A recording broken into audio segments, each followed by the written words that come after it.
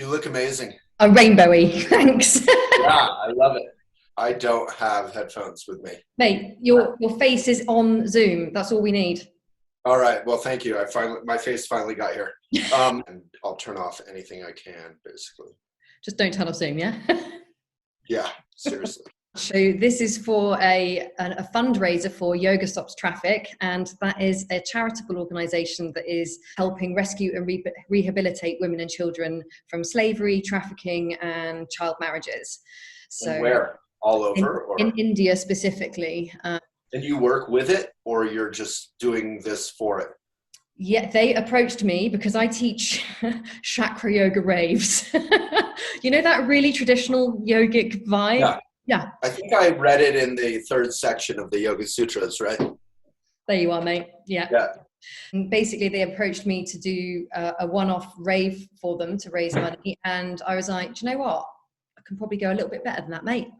We can probably do your whole festival with 108 workshops and all sorts of lovely interviews and talks and things. Wow, look at you. So, well, in for a penny, in for a pound, get in. Yeah, but that's a lot of work. Yeah.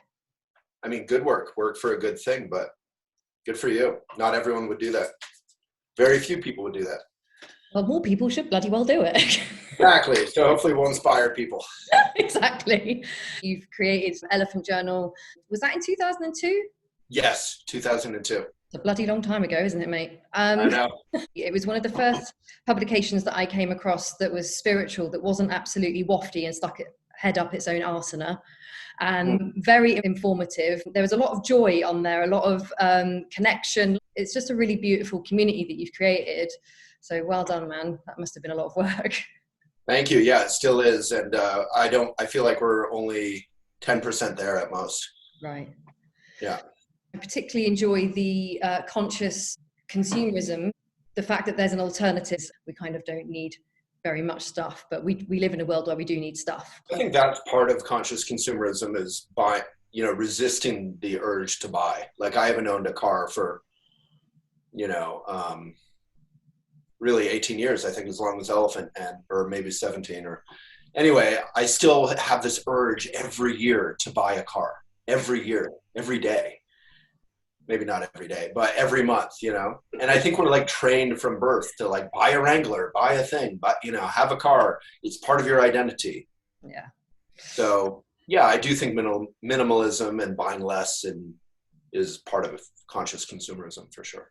This little chat that I wanted to have with you, I just wanted to cover a couple of things, which is inclusivity and wellness, the sort of demise of the guru, and something we've just touched on already, which is like non-wafty BS, just keeping it real, keeping it accessible, that kind of vibes.